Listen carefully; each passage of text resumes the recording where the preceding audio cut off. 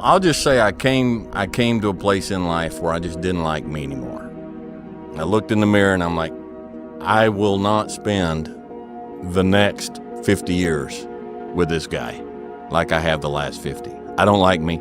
Nobody around likes me. I can't. I want you to know that these people aren't a bunch of elite special operations warriors. That's not who they are. They aren't a bunch of high-level athletes or highly screened and highly trained individuals. These are just normal people, really. But they're normal people that knew they needed to make a change. And they decided they were going to make a change, and then they made it. And that is what I do. And that is what you can do too. If you have something to change, if you want to change something, change it. Oh, well, it means that there's a life that you hoped to live, a life you saw yourself living, and you got pushed to the side of it and ended up not living that life.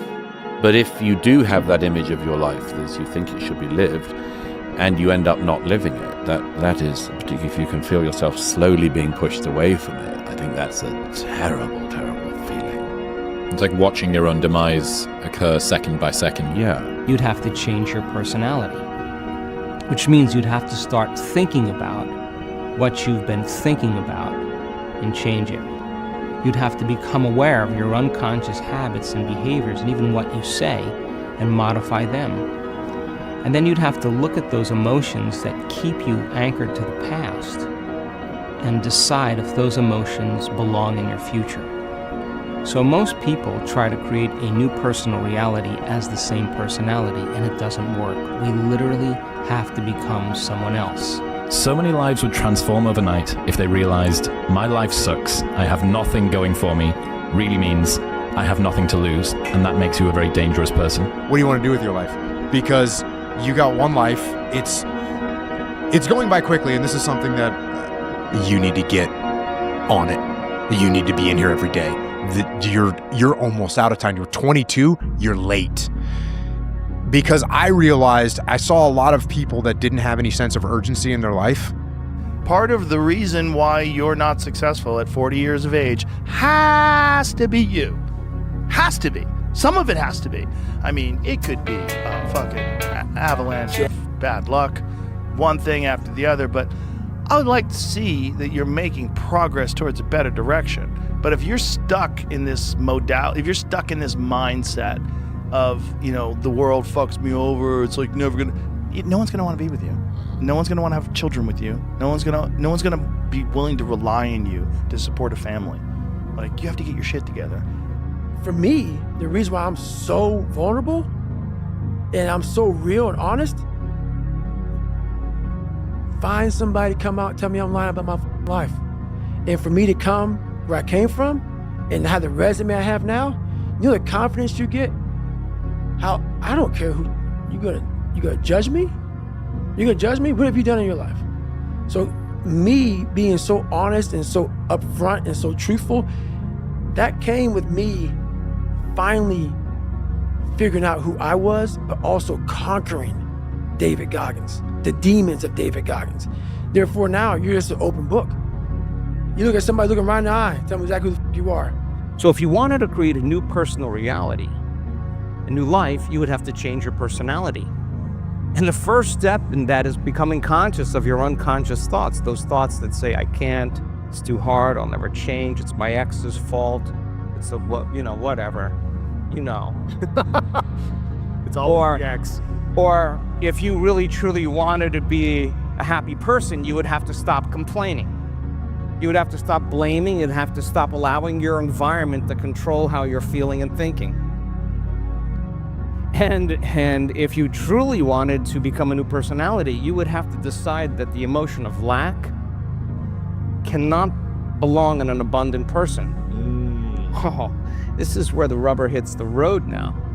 What I'm not okay with is while I have the bandwidth of good health, fucking great mind, strong fucking like mind concept, and I can go, I can do it, I can get there.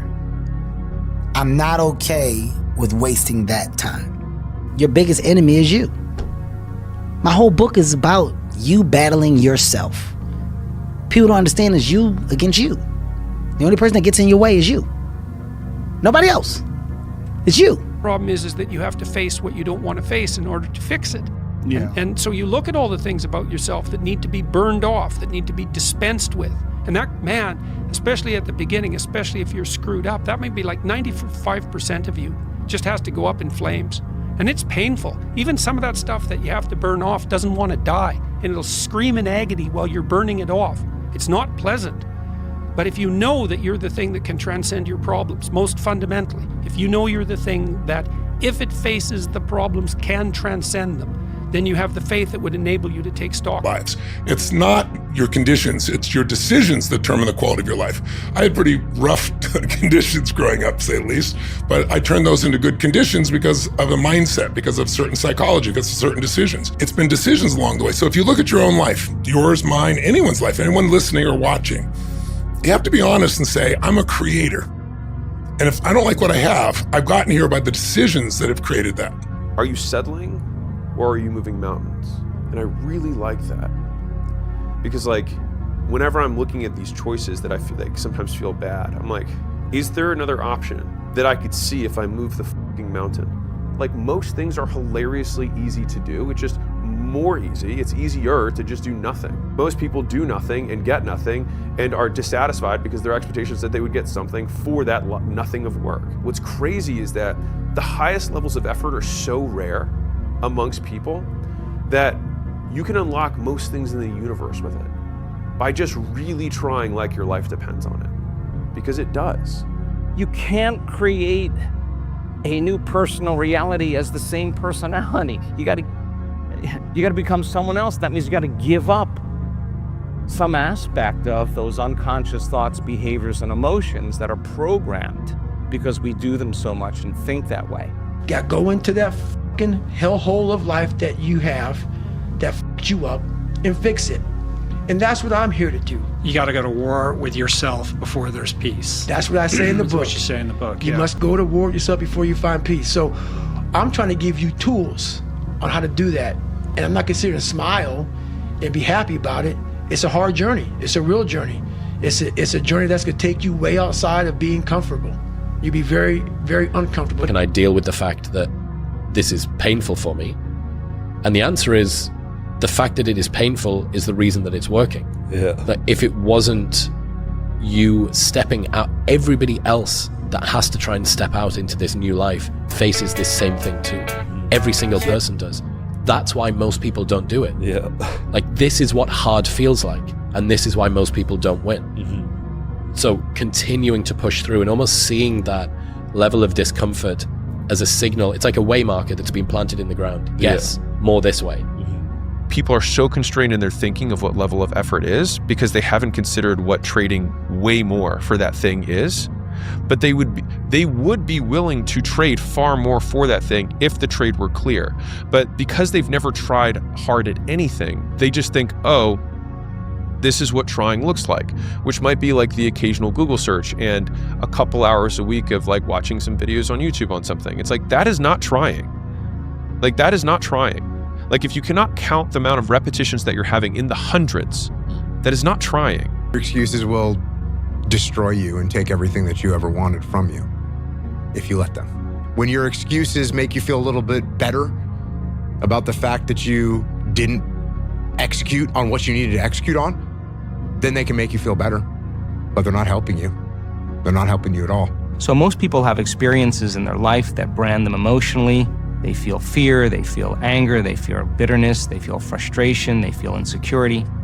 And those emotions then become part of their identity. So once they think certain thoughts that turn on certain circuits in their brain that are equal to their insecurity, and then they feel insecure. The moment they feel insecure, they think more insecure thoughts, which makes more chemicals for them to feel insecure. And the repetition of that cycle over time conditions the body to subconsciously become the mind of insecurity. So then the person says, I am insecure. And whenever you say, I am anything, you're commanding your mind and body towards a destiny.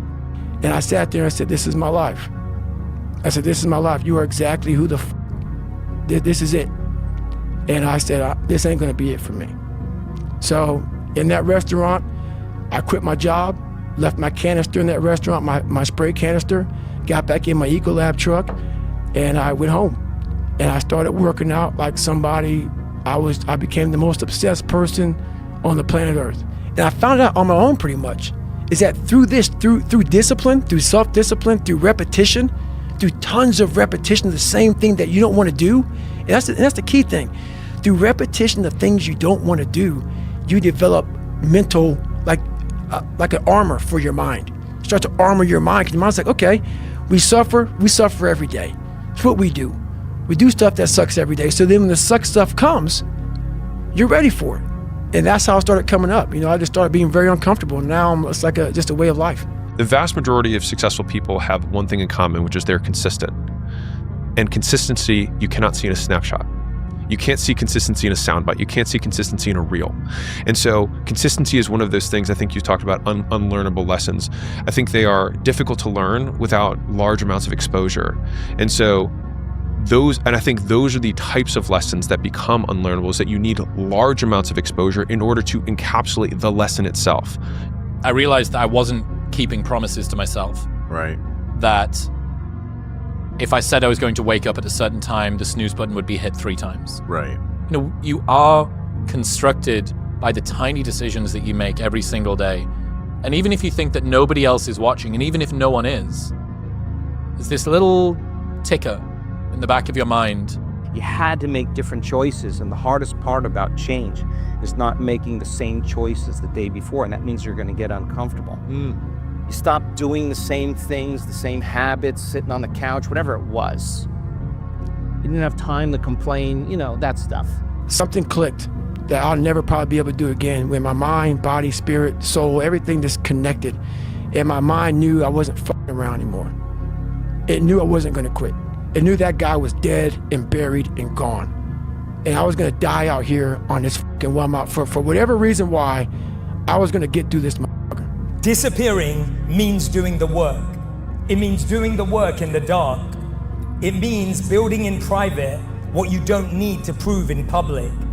It means doing the work when no one's watching. You stop worrying about what people think and start valuing what you believe. Because a life that looks good or sounds good is nothing compared to a life that feels good. Mental toughness, you've taught me, the definition of that is disciplined thinking and disciplined action under pressure and fatigue. So discipline to commit to things even when, especially when you don't feel like it. The alarm clock goes off at 5:30 in the morning, 5 a.m. It's raining outside, it's dark, it's wet. Every ounce of me just wants to pull the duvet over my head. But champions do not negotiate with themselves in those moments. It's doing it, especially when you don't feel like it. How on earth do you think that you're going to be able to move mountains and get out of that relationship that you don't like and move countries or change career when you can't not hit snooze, even though last night you promised yourself that you weren't going to hit snooze? I think a lot of times we run from our problems without realizing that we're running from ourselves. We're running from the parts of ourselves that need to heal from certain things. Like I myself, I don't want to get into much detail. I feel like I'm already pretty vulnerable, but there's things in my life that I think I have yet to overcome that I still need to. And I'm not really ashamed of it. I'm still working towards it, and I'm finding new ways to work towards it. It's about confronting your problems in a way that makes you feel comfortable. It's scary when you find a thing that you're going to fully commit yourself to the pursuit of, especially if it's excellence that you're going after, because there's no more room for your inadequacies to hide anymore. You can't decide to change direction and do something else if things get tough. There's no more ejector seat, right? I've committed to this. This is my thing. And this is one of your rules, Commit to something as commit to at least one thing. as hard as you can and see what happens. Because I know every ain't gonna do what I'm gonna do. So this is how you level up. That's how you level up. I know there's a whole bunch of people with that right there. That fires me up. That makes me happy what you just said. That brings joy to my life right there. Why? Because I know there's so many people that have the ability and just refuse to get off that couch. Refuse to study a few more hours. Refuse to go deeper, to go further. And that's where I gain the advantage. It's so easy to be great nowadays, my friend, because most people are weak. Most people don't want to go to that extra mile. Most people don't want to find that extra because it sucks. You cannot wish for both strong character and an easy life because the price of one is the other. When I think about pain, I think about what thing am I paying for right now? And is that thing something that I want? And if so, it reframes the pain as the price of the thing that I want. You know, regardless of my anxiety and how I feel about the situation, I can still move forward. It's not about how you feel, it's about how you react to your feelings. How you react to the parts of yourself that are kind of scared of the situation. And I say all this in moderation. You know, I'm not saying go into some super scary situation and just be a real tough guy. Like, oh my God, you can do anything. Of course, be mindful, be smart, but also be courageous. You know what serves you and know what doesn't, but also know what has potential to serve you. And it evolved into just like a no quit mentality. It's accepting these fears I have, this doubt I have, this everything that goes through my mind, but regardless of that, not quitting and not giving up on myself. No matter how hard is the time of what I'm going through and whatever shit I feel, I'm going to still put in the same work regardless of how I feel. And that's a champion mentality, because champion's not controlled by their outside circumstances. They control their own mind inside and how they act. Success is the only revenge. As you expand, they shrink into irrelevance. As you get louder, no one can hear them. You don't beat them, you cast a shadow so big, no one can see them to begin with. When people copy, they copy the wrong stuff because they don't know why it worked to begin with. And when it breaks, they don't know how to fix it because they didn't build it. So don't sweat it. Copycats will always be behind. In order to be the champ, you have to live a lifestyle of the champ. Discipline. It's all about discipline, doing what you hate to do, but doing it like you love it. That's what it's all about. But if you don't have discipline, I don't care how skillful you are, you're nothing. And you should be facing adversity. You should be. You should be facing adversity in the midst of change. It shouldn't be easy. It should be earned. It should be earned. It should be earned. Because that means you put your time in. And that means that this is how greatness is created, when you show up to create when you don't feel like it. When you sit with yourself and not allow your mind to go to the past and all the problems and all the things, and instruct your mind to go to that vision of the future, that's a victory. You have to believe on some level that you can hit it, and you also have to believe even more that you will die trying.